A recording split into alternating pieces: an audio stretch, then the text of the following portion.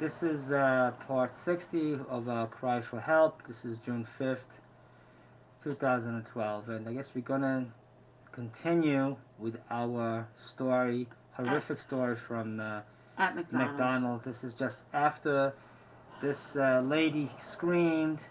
Has anybody called the police? Because evidently the young manager, Spanish girl, the manager at this McDonald's in Danbury, Connecticut, looked like she was actually going to say something because she looked very nervous, and I guess she didn't want to be cited. She didn't want to go through this, but it's so self-evident that the cult was there to stop the exposure. Well, that's always the same. Right. Okay? They're there to bar us. Right. To bar us from from exposure, like Joe said, to bar us from communicating, to bar us from using services, to bar us from using medical services, barring us from using banks, barring us from using our money. They just are a big bar. Right. And the originator of this big bar is Phyllis Limewine. Phyllis Limewine again. Okay? If it wasn't for Phyllis Limewine, like Elizabeth Jeffers said, we wouldn't be in this horrific Nazi regime. You wouldn't see us talking to you right now. We would have American way of life like we always did, just like you did. Like I said, and I tell this to Susan, as I told this to the public out there, to all the citizens of the world, we never thought in a million years that we would be doing this on the internet and expose our personal lives, confidential things, lives, and all these problems which are not our problems, and all these events, horrific events, to the public all over the world. This is something that you never think it could happen. But when we do look at the websites, we feel a little better because we see unity. However, what the cult does, and please report this, the cult takes off our videos, and what they also do is they change the titles of our videos. They call it jackass, humorous clips. They have one video of us, and you click to see our video. Instead, you see pornography. I mean, it's one illicit activity after another. And then what they do is they make believe they're YouTube, and they use their logo and block our videos, saying that we harass and bully. And this is very bad because, we're looking for people to help us. Meanwhile, Meanwhile, YouTube has us in excellent standing. We're on 6 months probation, according to that fraudulent letter, which Line 1 loves to do. She always gives probation. Yeah. We're in 6 months probation in the courts. Yeah. She arrests us because, we are exposing, we are talking to people. Right, on the streets. So she wants to I flared my arms. So Susan gets a 6 months probation. And I get assaulted and thrown in a dirty jail where I almost died. They wouldn't give me my insulin.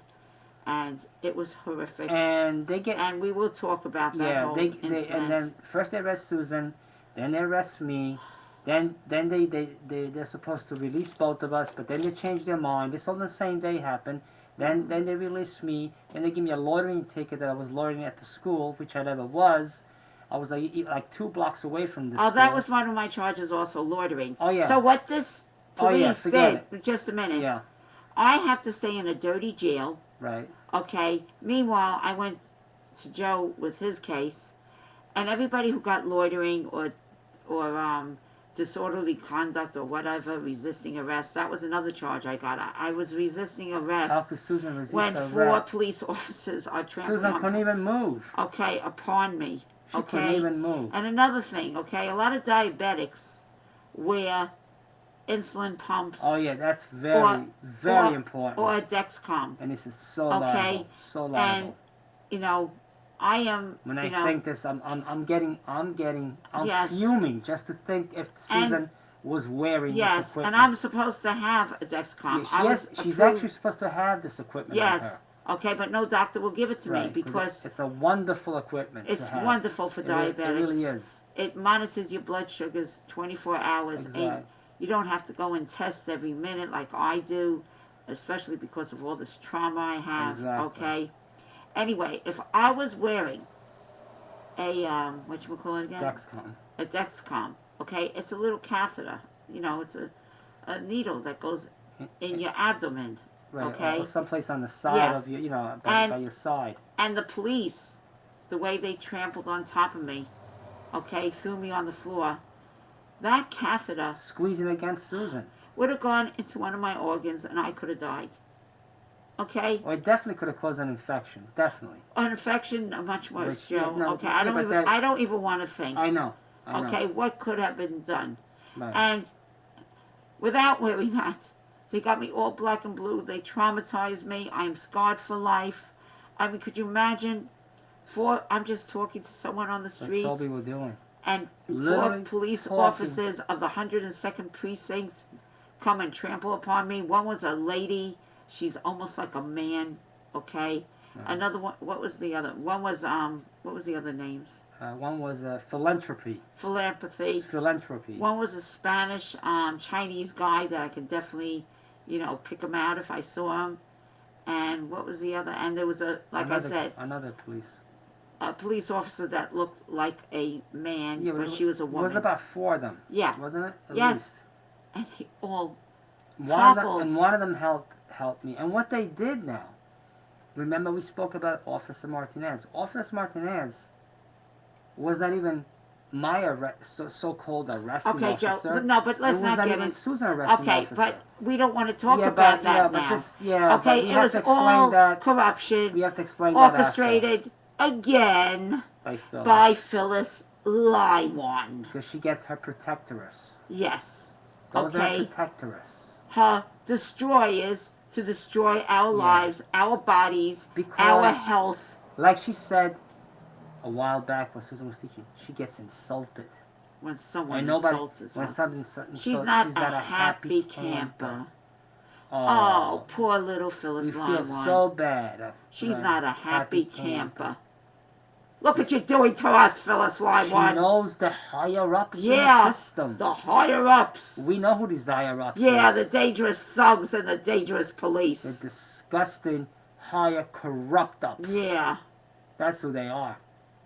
That's Joe, all they I can't are. even talk about her because, you know what? She is so putrid and so disgusting. Okay?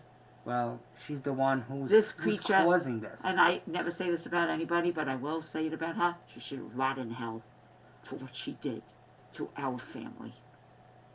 And more to my mother. I'm going to say it again. I love my mother dearly, and that's why she took her away from me. My mother was my world, and she'll always be my world. She'll always be with me.